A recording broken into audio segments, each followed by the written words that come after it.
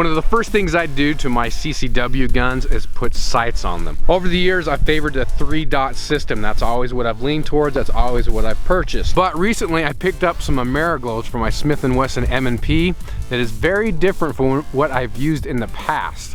And let's talk about what I like best.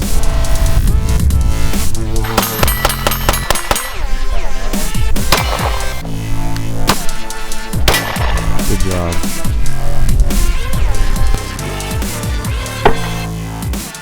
On the right hand side we have the Glock 19, and these are riding the traditional 3-dot system, as you can see there.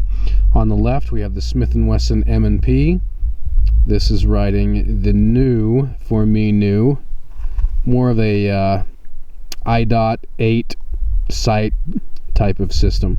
So you have 2 single dots, obviously you can see, and you stack them up. So this is what I'm used to. I like the 3-dot system. There's a lot going on there. You can line them up quickly, in my experience. However, after trying these, and I kind of took a leap of faith here because this was something very different than what I've tried in the past.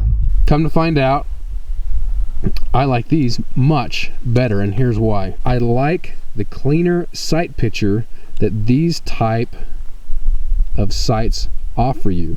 These are Ameriglows, by the way. I'll kind of annotate these specific models because I know people will ask. I love the different colored front sight versus the rear sight, because you can really pick up on that front sight quick. And obviously that's a big dot in the front. That's one thing that people may not like about these type of sights, because they feel they may not be as accurate. That front sight is very easy to line up in that kind of rounded notch there. I don't really have a preference for the rounded notch versus this type of notch. I think I could go either way there. What I find in those 2 front sights is they're both very visible front sights, and they're relatively easy to pick up. But with the, again, going back to that cleaner sight picture and that bright orange, for me, that is a much easier sight to pick up when you need to shoot very quickly. It's not that I don't like the 3-dot, so don't misinterpret me. I do still like the 3-dot very much. So just some food for thought as you guys are exploring some of the different sights out there. There's all different kinds. So I hope that helps give you some information and something to sit and think about. We'll see you. We're stuck.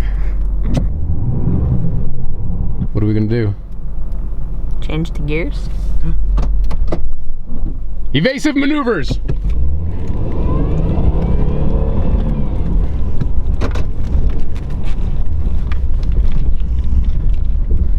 What'd you think about that?